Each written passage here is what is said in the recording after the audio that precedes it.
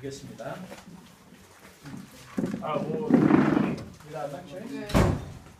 tugiye gukomeza amasomo yacu rero. 언약 후에 느비듬 사건이나 기브롯 핫다와와 바람 강야 사건이 이어졌죠. So after the covenant was made, there are also other incidents where God brought judgment on them. They nyuma violated the y'isezerano covenant. hari aho tubona Imana yagiye izana ibihano n'urubanza kubera ko babaga bishe isezerano. 특징은 언약 전에는 용서하셨지만 언약 후에는 용서하지 않았다. What you have to see here is that before making the covenant, God forgave them, but after making the covenant, God brought judgment on them. Nuvuga ngo mbere y'uko Imana itanga ariya mategeko cyangwa isezerano, iyo bakoraga ibyaha Imana yarabyirengagizaga, ariko imaze gutanga isezerano n'itegeko, iyo bacumuraga yabahaga ibihano. 내인들로 초점이 좁혀진 출애굽기는 그 후반기에 이르러서는 So at the latter part of Exodus, where the Levites had more the spotlight, Nuvuga ngo Abalewi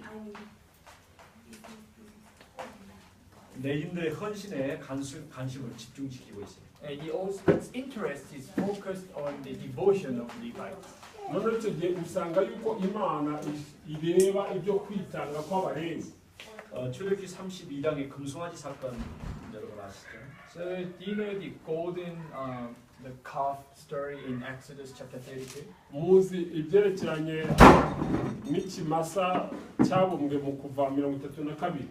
모세는 산에서 내려와 이스라엘에게 죄를 입힌 아론을 책망한 후에 And after condemning, after disciplining Aaron for the Israelites' sin, nuvuga ngo nyuma y'iki kimasa Imana yabahaye disipurine. 출애굽기 32장 26절에 여호와 편에 있는 자 내게로 나오라 이렇게 이때 내인들이 나오게 되죠.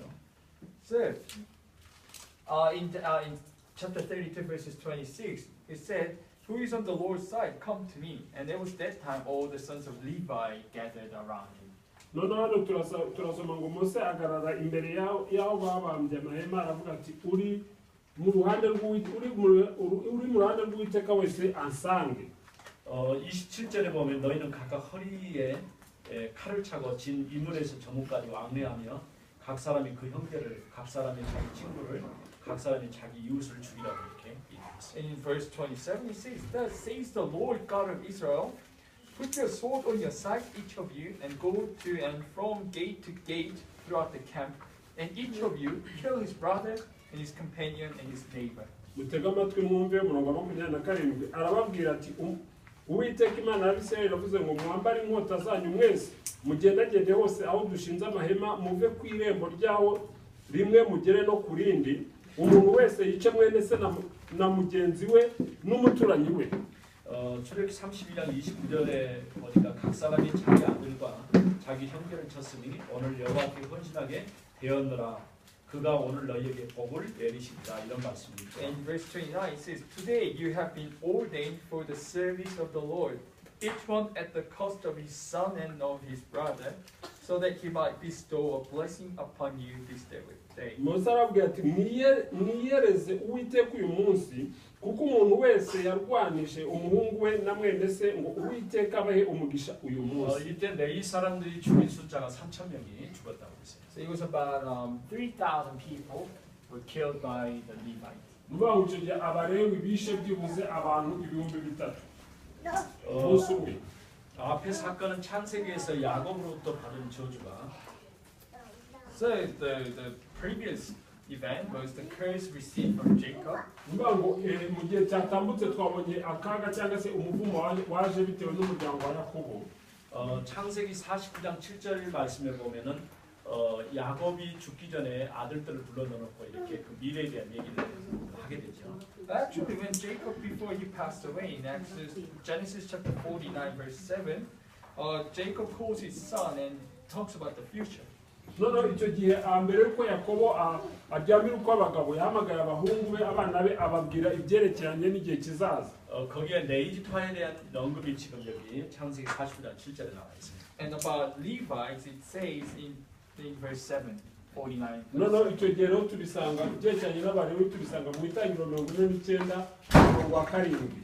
그 노염이 혹독하니 저주를 받을 것이요 분기가 맹렬하니 저주를 받을 것이다. 내가 그들을 야곱 중에 나누며 이스라엘 중에서 흩뜨리라. Cursed be their anger, for it is fierce, and their wrath, for it is cruel. I will divide them in Jacob and scatter them in Israel. noneho aho ngaho dusoma yuko imana yavuga ngo abisirayeli izabagabanya ibatatanye. 그 사이에 무슨 일이 있었습니까? So what happened in between? byagenze gute hagati aho ngaho? 어제 이미 얘기한 것처럼 야곱이 밧다라람에서 가나안으로 돌아오는 과정 속에서 So just as I said yesterday, when Jacob was returning to Canaan land, nk'uko nabivuze ejo ubwo yakobo yari ari gusubira i kanani, 세겜에 들렸는데 야곱의 딸 디나가 추행을 당하죠. and he dropped by this place and heard his daughter was actually abused, sexually abused. noneho yaje guhagarara aho ngaho igihe umukobwa we yaje gufatwa ku ngufu. 이 야곱의 아들인 시몬과 그 레이가 칼을 차고 세겜 사람들을 다 죽여버리죠. And the Simon and Levi, who was the two sons of Jacob, killed all those people from Shechem, noneho icyo gihe who rero abused Lewi na Simoni bica abo bantu bose bari bafashe mushiki we bakamukorera ibya mfurami. 그래 급하게 베델로 도망가는 것이죠. and because of that they ran away to Bethel. noneho icyo gihe rero barirukanka barahunga bahungira i beteli. 베델에서 내려오는 길에 라헬이 죽게 돼요. And when they were coming back from Bethel, Rachel died. igihe rero bari baturutse i beteli, rasheli yarapfuye yaguye mu nzira. 야곱의 마음속에 두 아들에 대한 섭섭함과 분노가 담겨 있는 것이죠. And because of that, Jacob had the anger and the disappointment towards icyo his gihe rero son. yakobo yararakaye kandi yacitse intege. 그래서 그의 마지막 저 아들들에 대한 그 저기를 얘기하면서 그들은 나누어지고 흩어지리라 이런 얘기를 해요. That's why when he talked about his sons later on at his last time, he said they will be divided and they will be scattered. niyo mpamvu nyuma yaho dusanga ko handitswe ngo bazicamwo ibice kandi batatane. 실제로 네이지파에게는 땅이 주어지지 않습니다. Practically, Levites didn't get any land. mu buryo bugaragara abalewi nta sambu bari bafite yabo bwite. 이 말대로 각 지파로 다 흩어버려요. And just like it was said, he was scattered to each tribe. nk'uko tubibona bari batatanye bakurikije ubwoko bwa buri mwumwe. 그래서 각 지파 속에 들어가 살도록 하는 And that's why they actually lived with each tribe or clan. niyo mpamvu babanaga na buri muryango. 야곱의 저주대로 흩어졌지만은 사실은 제사장 직분을 가지고 흩어진 것이죠. And just as Jacob's curse, they were scattered. However, they were scattered with the office of priest. nubwo abalewi bari batatanaga bazirikana umurimo wabo w'ubutambyi. 출애굽기 32장에서 우상 숭배하던 자들을 이제 네이지파가 칼을 차고 죽임으로써 그들의 헌신이 오히려 저주와 축복으로 바뀌어 버렸어요. Actually, in Exodus 32, through Levites killing all those people who idol worship, the curse turned into blessing. nuvuga ngo icyo gihe abalewi bica abasengaga ibigirwamana kuri uriya munsi, uriya muvumo waje guhinduka uzana umugisha. 이제는 네이지파가 땅을 소유하지 못했지만은 더 큰 것을 가지게 된 것이죠. Now, even though Levites could not have any land, but they had something bigger. nuvuga ngo nubwo abalewi batari bafite isambu yabo bwite, ariko hari ikintu bari bafite gikomeye. 앞으로 우리가 신학을 하고 목회자가 된다면 절대 이 땅은 우리가 가질 수 없을 것입니다. So later on, if you're gonna pursue theology, we become pastors, we'll never own land. nuvuga ngo hagati aho ngaho nuzakomeza ukaragiza teoloji ukaba umupasitori, ntabwo uzagira isambu yawe bwite. 우리는 그러나 하나님으로부터 더 큰 것을 받게 될 것입니다. However, we will receive something bigger from God. ibyo byose hagati aho ngaho uzahabwa ikintu gikomeye kurusha ibindi kandi uzagihabwa n'Imana. 이렇게 그래서 네이지파가 각 제사장 각 지파 속에 들어가서 살게 된 이유를 기억해야 됩니다. So like this, you have to remember the reason why Levites had to be scattered to each clan or tribe. kandi aho ngaho uze kubisobanukirwa neza impamvu ki abalewi bagiye bigabanya bakajya mu miryango yose yabo kwa Yakobo. 하나님의 관심은 이렇게 흩어진 사람에게 관심이 많습니다. So like this, God's interest is on those people who are scattered. kubw'ibyo rero umenye ko Imana yitaye ku bantu batatanye. 물론 이 내용과는 관계 없습니다만 하나님은 흩어진 자, 남은 자, 렘넌트에 관심이 많은 것이죠. Of course, what I'm telling you right now has nothing to do with this whole story, but God has actually interest on those remnants who are scattered and remain one. nubwo ibyo ndi kubabwira wenda bitahuye bitajyanye n'ibyo nari kubabwira ko ndagira mbabwire ngo Imana yitaye kubo yisigarije aba baremunenti bari hirya no hino. 여러분들이 오늘의 현실을 보지 말고 전 아프리카를 놓고 우리는 기도하면서 생각을 해야 합니다. So don't look at your reality, but you have to look at the whole Africa and pray. wewe guhanga amaso kuri bene wanyu gusa cyangwa se ku gihugu cy'u Rwanda gusa ahubwo uhanga amaso kuri Afurika yose hanyuma usenga Imana. 그러면서 이제 제사장의 이임식과 그의 임무에 대한 얘기 나오죠. And then it's the inauguration of the priest and their obligation. Or noneho their hano job. turabona kurobanurwa ndetse n'inshingano z'Abalewi. 내인으로 이렇게 네이지파로 초점이 모아졌는데 그 끝에 누가 나오냐? 아론의 일가가 나옵니다. The focus is now on the Levite family. Then at the end, there comes Aaron's family. noneho ahangaha rero dusanga yuko bibanda ku Balewi ariko bikaza kugenda biza bisatira umuryango wa Aroni. 하나님은 아론과 그의 자녀들을 선택해서 제사장으로 삼으신 것이죠. So God chose Aaron and his children and anointed them as priests. noneho Imana yatoranyije umuryango wa Aroni kandi ibasiga amavuta nk'abatambyi. 이렇게 제사장들의 이임 방법과 그 제사장의 임무를 말함으로써 출애굽기는 끝나요. So by explaining the inauguration and the roles of the priest, the Exodus ends. ni ukuvuga ngo igitabo cyo kuva kirangirira ku byerekeranye no kurobanurwa ndetse n'inshingano z'Abalewi. 레인들은 하나님이 거하시는 성막의 기구를 옮기고 그 중에서 아론의 자손들은 제사장의 역할을 맡게 됩니다. So Levites, they transfer or move the equipment on the tabernacle, and then among them, Aaron's children, they play the role of the priests. ni ukuvuga ngo Abalewi rero bakoraga n'umurimo werekeranye n'inzu y'Imana kandi rero mu muryango wabo cyane cyane Imana yatoranyije abo kwa Aroni babaga bashinzwe imirimo yo mu ihema ry'Imana. 그래서 성경이 계속해서 한 방향으로 계속 모아져 가고 있는 것을 보게 되죠. So you can see the Bible is getting its way into one direction. none icyo gihe urabona ko Bibiliya iri kugenda mu cyerekezo kimwe. 출애굽기는 모세의 등장으로 시작해갖고 아론과 그의 아들들에게 간유를 부어 제사장직을 맡기라는 하나님의 명령과 Okay, Exodus begins with the appearance of Moses, and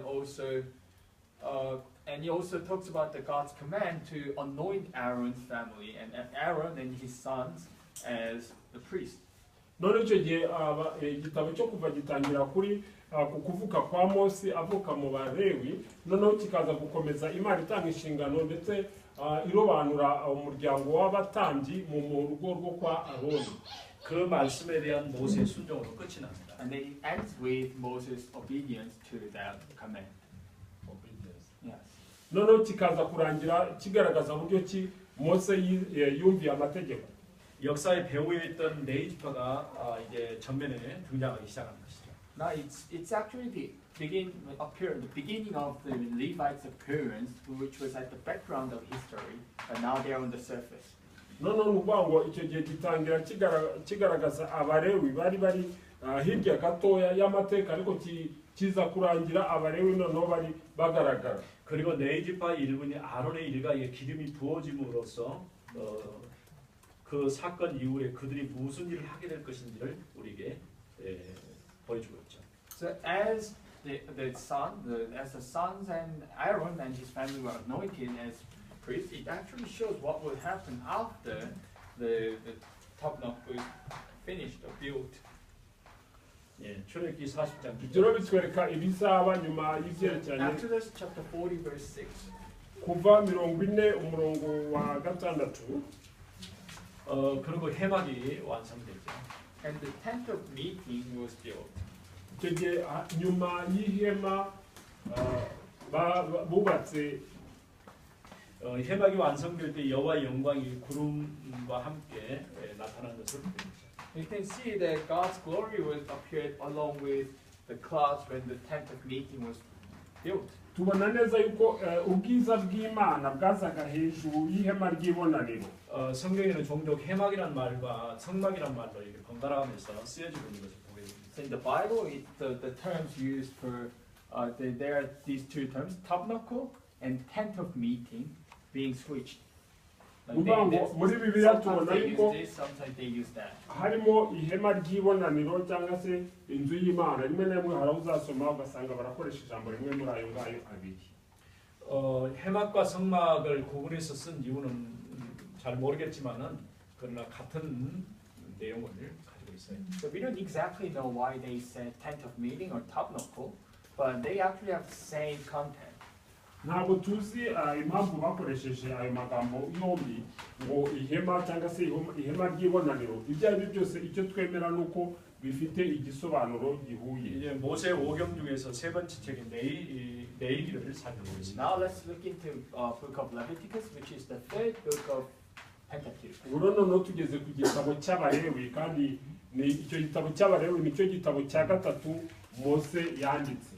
모세 5경 중에서 조금 짧은 책이죠.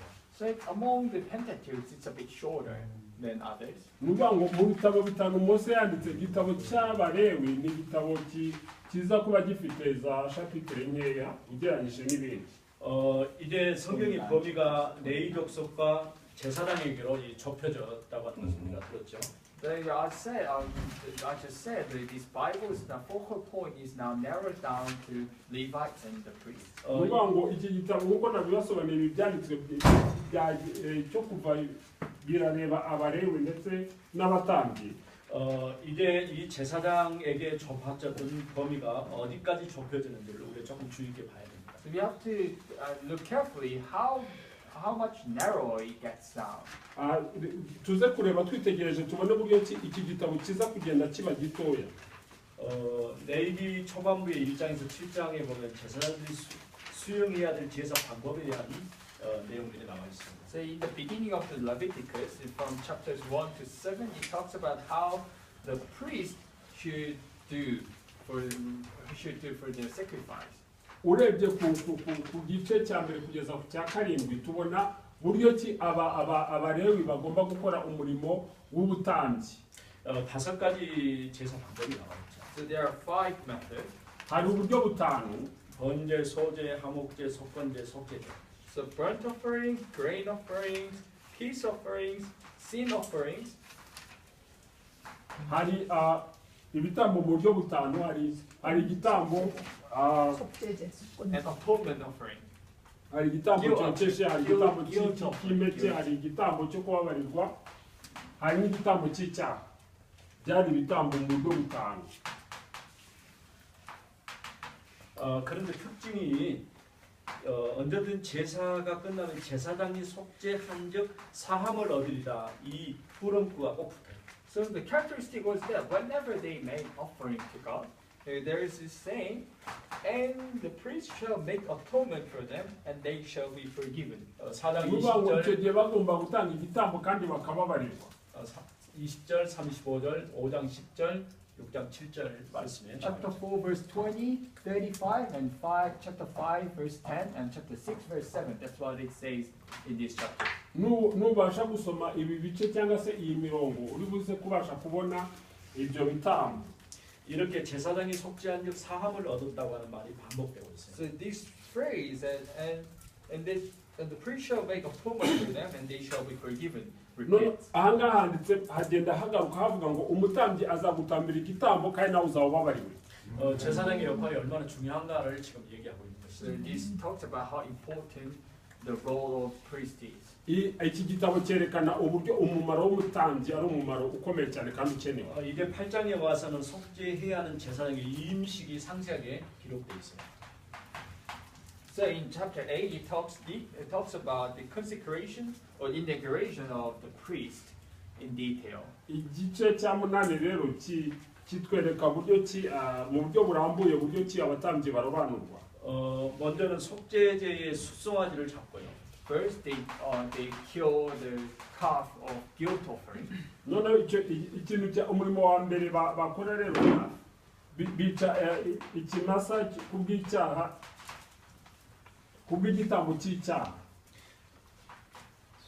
속죄제의 수송아지를 잡고 So calf from the guilt offering. ikimasa kubw'icyaha,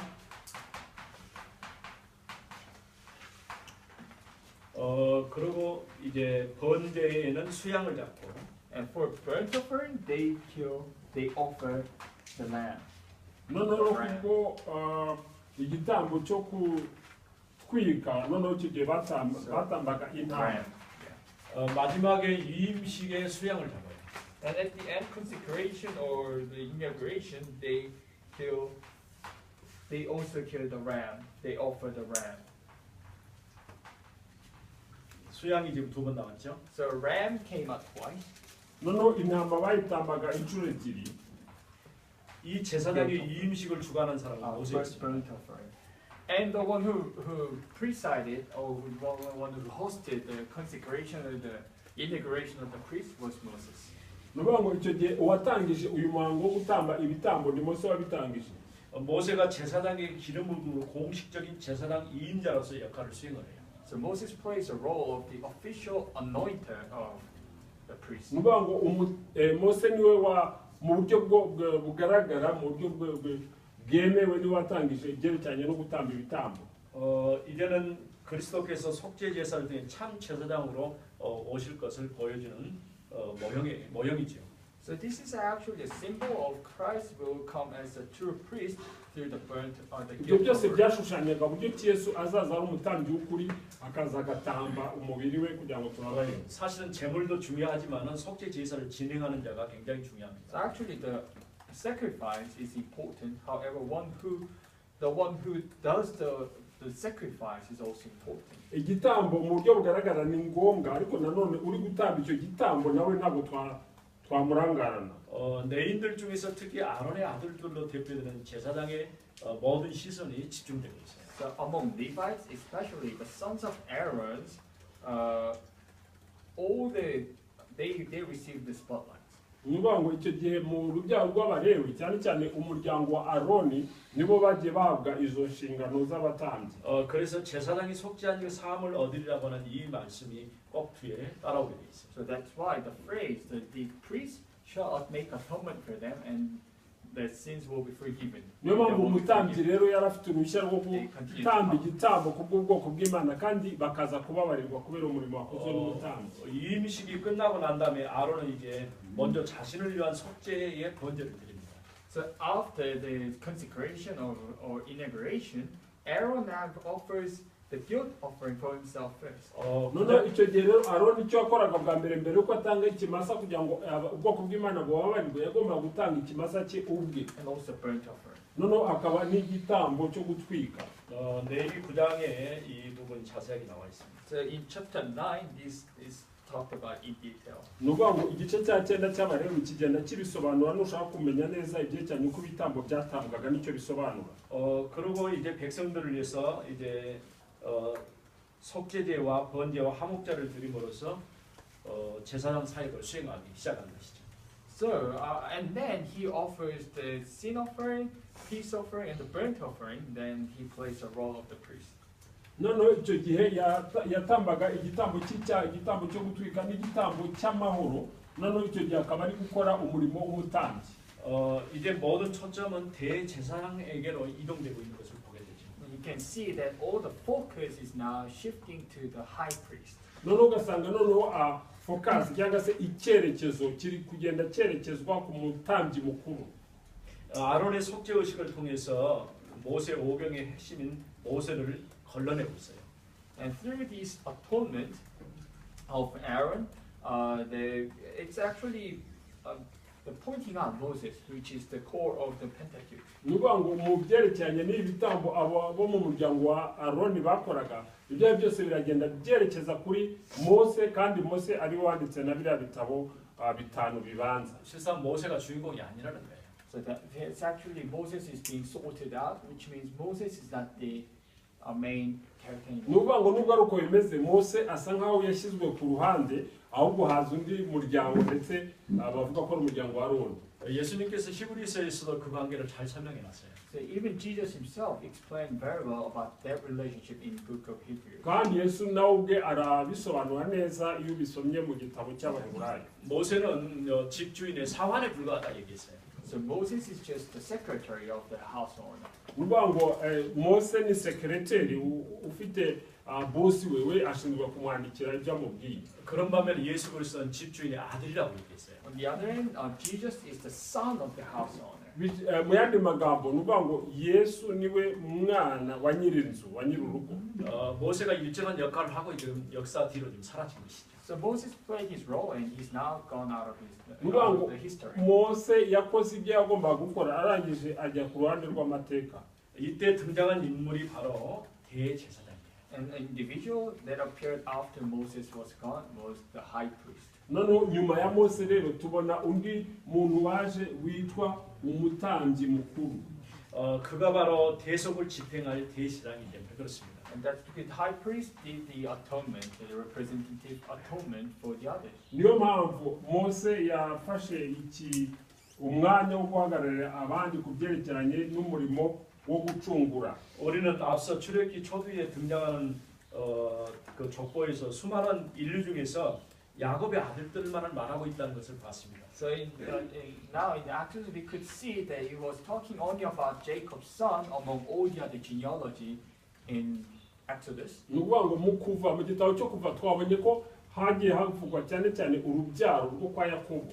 그리고 시내산에서 언약이 주어진 다음에는 단 한 지파인 네 지파에게로 모든 시선이 집중되고 있는 것을 봤습니다. We can also see after the covenant was made on Mount Sinai, now the spotlight is on one tribe, the Levi tribe. none icyo gihe tukaza gusanga nyuma y'uko bahabwa amategeko ku musozi Sinayi, noneho ibikorwa biragenda byerekeza ku muryango umwe w'Abalewi. 이제는 레위기에 와서는 광야나 산상에서 말씀하셨던 하나님이 Now in book of Leviticus, God who appeared himself on the mountain or wilderness.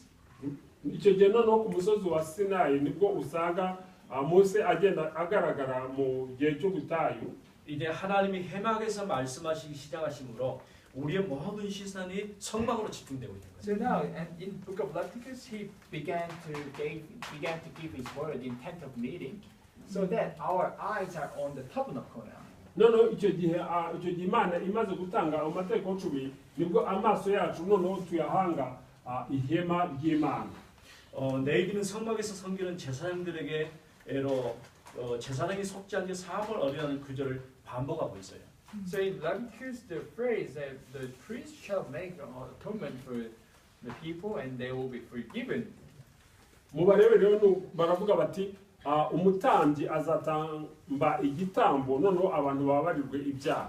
이 말씀의 핵심은 결국은 이제 대제사장으로 모든 시선이 집중된다는 것이죠. The core of this message is that eventually our eyes are on the high priest. mbese icyo iki gitabo gishaka kutubwira ngo amaso yacu tuyahanga ku mutambyi. 그래서 7월 10일이 대속죄일이죠. Now the 10th of July is the atonement day. noneho icyo gihe itariki 10 z'ukwezi kwa karindwi ukwezi kwa Nyakanga ni umunsi wo gutamba ibitambo. 레위기 16장으로 모든 게 지금 초점이 모아지고 있어요. So now all the focus is now going towards Leviticus 16. ni ukuvuga rero icyo gihe abantu bahanga imbaraga zabo n'amaso n'umwanya wabo ku Balewi 16. 이 대속죄일은 1년에 딱 한 번 있는 거예요. And this day of atonement happens only once a year. kandi uyu munsi w'ibitambo ukaba rimwe mu mwaka. 지성소에 들어갈 수 있는 사람은 대제사장이 딱 한 사람밖에 없어요. The one who can enter into the most holy place is the high priest alone. umuntu ushobora kwinjira hariya ahera cyane ni umutambyi mukuru wenyine. 지성소 안에는 언약궤가 있고 그 언약궤 안에는 말씀과 말씀의 두돌판과 아론의 쌍남지팡이와 만나가리가 있었죠. And in the most high place there was the Ark of the Covenant, and the Ark of the Covenant were the Ten Commandments and the jar of manna and the budded staff of Aaron. nuvuga ngo ahera habaga hari isanduku y'isezerano kandi habaga irimo amategeko 10 ya Mose, habaga harimo manu, habaga harimo n'inkoni ya Aroni. 여기는 일반 제사장이 들어갈 수가 없어요. So normal priest, typical priest could not enter into the most umutambyi holy place. umutambyi usanzwe ntabwo yagombaga kwinjira ahera cyane. 대제사장만이 들어갈 수 있는 것이죠. Only the high priest could get in. umutambyi mukuru niwe ashobora kwinjira ahera cyane. 1년에 그것도 딱 한 번. And only once a year. kandi nabwo yinjiragamo rimwe mu mwaka. 이 대상이 들어갈 때는 옷깃에 방울을 달아야 돼요. When the holy priest, when the high priest was about to enter into the most holy place, they had to bring this bell with him, under his cloth, hanging on his cloth. ni ukuvuga ngo icyo gihe umutambyi mukuru nawe yinjiraga ahera cyane babaga bamuziritse inzogera ahangaha noneho akabona kwinjira ahera cyane. 그리고 이제 실로 줄을 만들어놨어요. And then there was this rope connected to the. noneho icyo gihe ako kaguru rero kabaga kaziritse n'umugozi ugenda ugasohoka inyuma hariya. 그 안에 대상이 이게 왔다 갔다 하면서 딸랑딸랑 소리가 안 나면 죽은 거예요. So if you don't hear the bell making sound as he was moving around, that means the high priest was dead. ni ukuvuga ngo icyo gihe rero iyo babaga bari hanze bakumva noneho nta nzogera iri kuvuga kuko inzogera yabaga iri ku kaguru iyo bumvaga nta iri kuvuga bumvaga ko ubwo bamenya ko yapfuye. 그러면 대제사장을 끌어내와야 되니까 그 줄로 당겨서 끌어내는 것이죠. And then if he was dead, they had to drag him out because they could not enter. icyo gihe rero umutambyi into the mukuru place. niba yarapfaga kuko ntagomba kwinjiramo ngo asore iyo ntumbi bagomba gukura wa mugozi bakamuvana ahera 물론 cyane. 실제로 한 번도 대상이 죽어서 끌려 나온 사람 없었습니다. Of course, but nobody, no, not even a single high priest was dead. bya byose reka ngubwire ko muri abo batambyi bakuru bose nta n'umwe wigeze apfiramo aho ngaho mo imbere. 하나님은 이러한 속죄 제사를 통한 제사를 통해서 부족함이 있거나 아니면 속죄하지 못한 자들을 위해서 한 날을 지정해 놨어요. So first, because with this day of God actually appointed the day of atonement for those people who could not repent their sins or for those who are guilty. cyane cyane imana Those who yateguye couldn't to give the sacrifice. yateguye uyu munsi w'ibitambo itariki 10 z'ukwa karindwi kubera ko hari abantu batashoboraga kuba bafite uruhushya rwo kwitambira ibitambo ubwabo.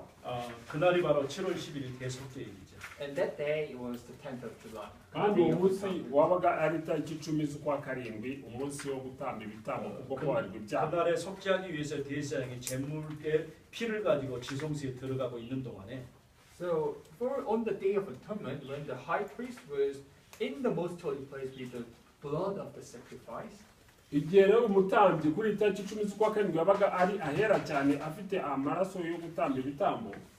레위기 16장 29절 보면은 밖에 있는 백성들은 성막 밖에서 자기를 스스로 괴롭게 함과 일을 하지 아니할 의무를 부여받게 됩니다.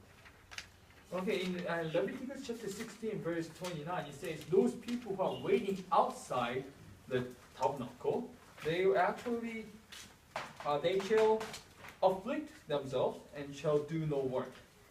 noneho umurongo wa 29 w'igice cya 16 cy'abareba baratubwira ngo ibi bibabera itegeko ridakuka mu kwezi kwa karindwi ku munsi wako wa 10 mujye mwibabaza imitima ntimukagire umurimo muwukoraho naho yaba kavukire cyangwa umunyamahanga usukiye muri mwebwe. 대제사장이 그 예봇을 입고 지성소에 피를 가지고 들어감으로써 백성들은 모든 죄에서 여호와 앞에 정결하게 되어지는 거예요. So by the high priest entering into the most holy place with the blood of sacrifice and with effort, now all the people are cleansed from all their sins. kuko uwo munsi ariho muzajya muhongererwa kugira ngo muhumanurwe nuko imbere y'Uwiteka muzaba muhumanutse ibyaha byanyu byose. 레위기 16장 30절에 그 말씀이 나와있죠. So in Leviticus 16 verse 30, that's what it says. noneho mubare wa 16:30 nuko nguko hatubwiye. 바로 이 대속죄일이 예수 그리스도의 완전한 모형이라 할 수 있는 것이죠. So this day of atonement is the perfect sample or model of Jesus Christ. nuko ukuvuga rero ko uyu munsi wo gutamba ibitambo byo kubabarirwa ibyaha ni urugero rusobanutse neza rwerekeranye n'umurimo Yesu Kristo yakoze rimwe risa. 대상이 지성소에 들어가 있는 오늘 모든 백성들의 죄를 용서받고 하나님 앞에 정결하게 되는 것이죠. You know, when the high priest is in the most holy place, all the sins are forgiven, and then they are cleansed from their sins. igihe umutambyi mukuru ari ahera cyane ibyaha byabo byabaga bibabariwe kandi babaga beshejwe. 우리의 대상이신 예수께서 지금 하나님 보좌 우편에 앉아 계시죠. So our Jesus Christ, who is our high priest, is now sitting on the right hand of God. kandi Yesu Kristo ariwe mutambyi mukuru wacu wadukijije ubu yicaye iburyo bw'Imana ku ntebe yayo. 신약 성경에서 유일하게 누가만 예수님의 승천에 가는 얘기 기록하고 있어요. So only Luke in the New Testament talks about the communion, Holy Communion of Jesus Christ. Luka wenyine mu butumwa bwiza niwe uvuga ibyerekeranye n'ifunguro ryera rya Yesu Kristo. 실제로 예수님의 승천은 자기의 십자가의 죽음과 희생의 제물을 하늘의 지성소에 가져가 들어간 것이에요. Actually, the communion is about himself being dead on the cross and bringing himself on the most holy place in heaven. iryo funguro ryari tubwira neza ritwigisha yuko Yesu Kristo ubwe yaje nk'ifunguro rya kandi akazamuka akajya mu cyubahiro cye akicara iburyo bw'Imana ihoraho. 이렇게 예수님께서 하늘의 지성소에 들어가셔 영원히 계시기 때문에 성도들의 죄는 영원히 용서받게 된 것이다. Like this, because Jesus Christ is on the throne, the most holy place forever. The sins of all the believers are forever forgiven. nuvuga ngo kubera ko Yesu Kristo ariwe mutambyi mukuru akaba yicaye ku ntebe y'ubwami iteka ryose bishatse kuvuga ngo ibyaha by'abizera bibabarirwa iteka ryose. 그래서 오직 한 사람, So only one person, 오직 한 날, umuntu umwe wenyine, only one day, 오직 한 곳, umuntu umwe umunsi umwe, only one place. umuntu umwe umunsi umwe ahantu hamwe. 이곳에서 제사를 드림으로 죄를 일시에 용서받게 되는 이 속죄의 날은 큰 날이라고 할 수 있는 것이죠. So the Day of Atonement was to give offering or to give sacrifice by one person on one day and at one place. nuvuga ngo ibi byagombaga gukorwa n'umuntu umwe umunsi umwe ahantu hamwe. 이런 속죄의 날은 큰 안식일이라고 할 수 있는 것이죠. And this Day of Atonement can also be said the Great Sabbath. kandi uyu munsi wo gucungurwa w'ibitambo tubasha kuvuga ko ari isabato ikomeye cyane. 먼 훗날 예수께서 하나님의 정하신 완전한 때에 오셔서 십자가를 지시고 하루에 완전히 사심을 보여주는 예표라고 할 수 있는 것이죠. And this also portrays the event of crucifixion, that on a designated day Jesus comes and he brings the atonement for the others on one day. kandi ibi bishushanya nanone Kristo uzaza umunsi umwe akitanga ku musaraba akatubabarira ibyaha byacu. 그가 사하셨기 때문에 사함을 받는다 이렇게 말씀하죠. It says because he forgave, we are forgiven. haratubwira ngo kubera ko yatubabariye twarababariwe. 백성들이 미처 속죄함을 받지 못한 부분에 대해서 하나님의 은총을 베푸시는 특별한 날이라고 할 수 있는 것이죠. So it was Day of the Atonement. There was a special day where those people who couldn't really ask for forgiveness were all forgiven. nuvuga ngo uyu wari umunsi sipesiyare aho abantu bashoboraga gusaba imbabazi z'ibyo bakoze ibyo ari byo byose kandi bakababarirwa. 그래서 레위기 16장을 기점으로 해가지고 그 전에는 이제 전체 공동체에 대한 말씀을 주셨다고 한다면. So centered on Leviticus 16. Before chapter 16, it was about the word for the whole unity. nuvuga ngo mbere y'Abalewi 16 ibi ibyakorwaga byabaga bireba abantu bose mu buryo rusange. 16장 이후에는 개인의 윤리 생활을 이렇게 다루고 있는 것을 보게 되죠. Then after chapter 16, it talks about the moral life of individuals. noneho nyuma y'igice cya 16 bakatubwira ibyerekeranye n'imibereho imyitwarire y'umuntu ku giti cye. 레위기 23장 23절에서 32절. And chapter 23, verses 23 to 32. noneho igice cya 23 mu 23 kugeza kuri 32 25장 8절에서 12절에 다시 한번 대속죄일에 대해서 기록하고 있습니다. In 25 verses 8 to 12, it talks about the Day of Atonement again. aho batubwira nanone umunsi wo gucungurwa. 대속죄에 대해서 스스로 괴롭게 하고 쉬지 않는 자는 여호와 앞에 멸절될 것이다 이렇게 말씀하죠. It also says those who do not afflict themselves and they shall have no work will be dead by the Lord. kandi batubwira neza yuko abatazabyumvira ngo babikore gutyo bazabihanirwa. 성경에 보면은 안식일, 안식년, 신년 이렇게 언급되고 있어요. So in the Bible also says the year of Sabbath. aho ngaho batubwira umwaka w'isabato. 50년째 되는 날을 신년이라고 합니다. It says on the 70th year, on the 50th year, that's what we call the Sabbath year. ni ukuvuga ngo umwaka wa 50 50년째 7월 10일 날은 신년이기 때문에 모두가 자유를 얻게 됩니다.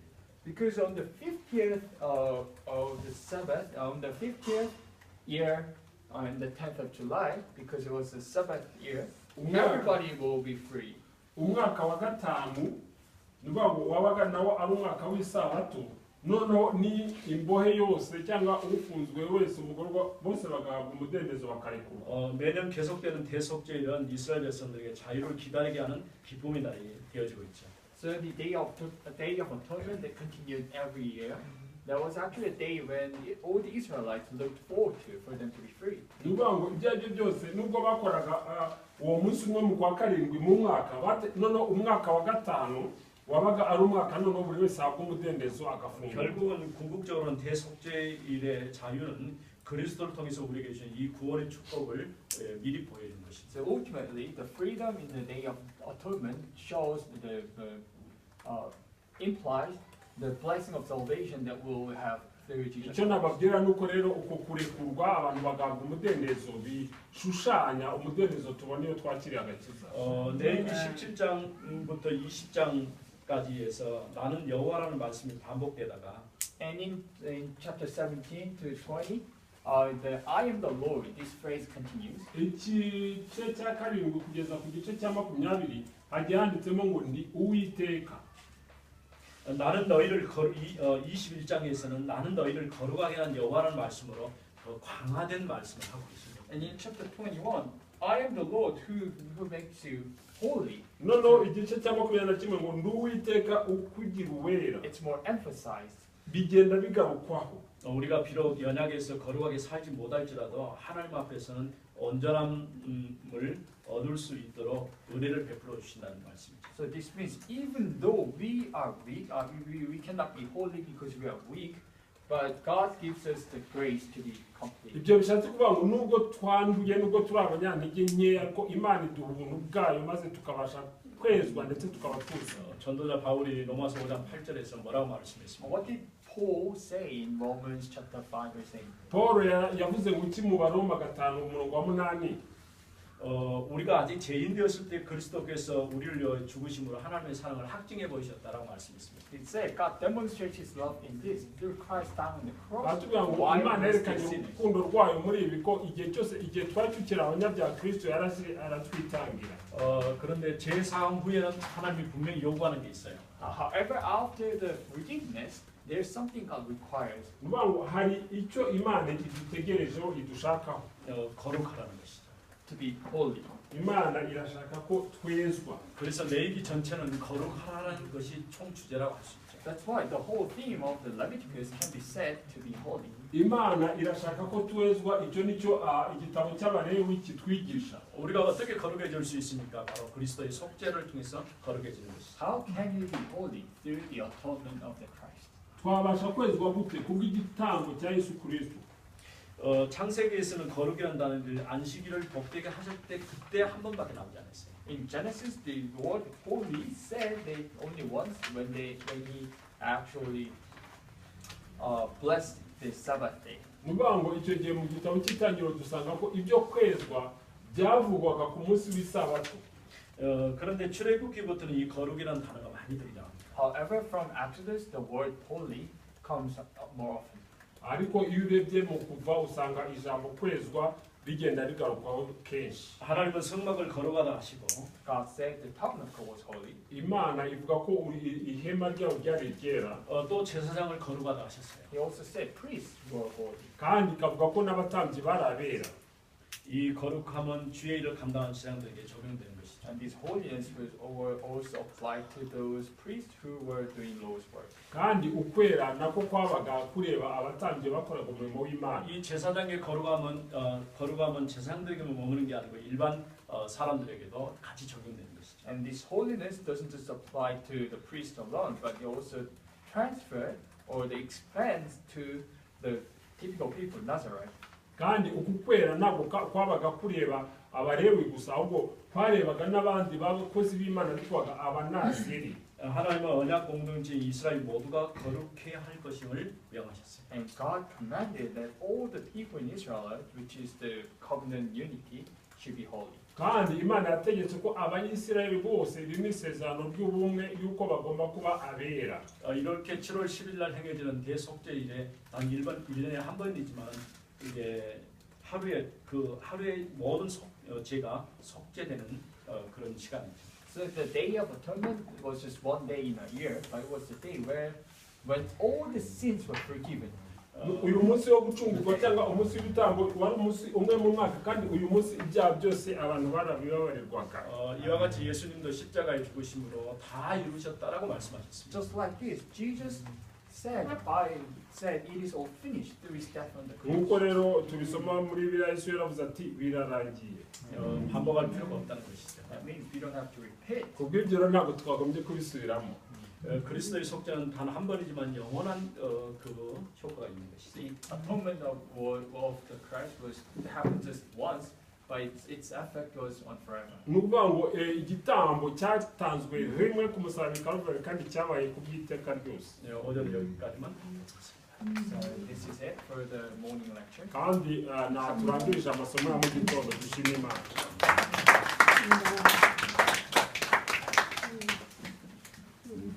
집사하고 2시에 목사님 2시까지 좀 쉬죠. 네, 2시에 모이겠습니다. So after the lunch, we'll come back at 2. We'll nyuma start at 2. nyuma y'ibyo kurya bya saa sita turongera dutangire saa munani. 충분히 쉬기도 하고 또 정리도 하시고. So taking a breath and also organize the message that you just iyo received. tuvuga gutangira saa munani ni ukuvuga ko umuntu hagira mbere ya saa munani musubire mu masomo. 1시 30분부터는 우리 그 멤버들이 여러분 전도일지나 이런 거 좀 점검하겠습니다. From 1:30, at 1:30, we, our members, the camp team will check your evangelism journal. kandi saa saba n'igice ikipe yacu ni ukuvuga usibye uriya mwarimu turi buze kureba aho mwanditse ya devoir twabahaye za mpapuro. 그래서 1시 30분까지는 모여주시죠. So you should be here by 1:30. ku bw'ibyo saa saba n'igice mube muri hano barebe devoir. 그리고 조를 그 특히 랩런트들은 포럼조를 만들어 주시죠. And you have to form your group for the forum. 그 kandi mukore za ikipe za forum. 그거는 스테이시 목사 개인적으로 좀 할게요. Okay, now we'll tell you personally to Pastor ubwo Sidesha. rero pastor Sidesha ndamuha amabwiriza yerekeranye n'ibyo mbabwiye. So yeah, lunch.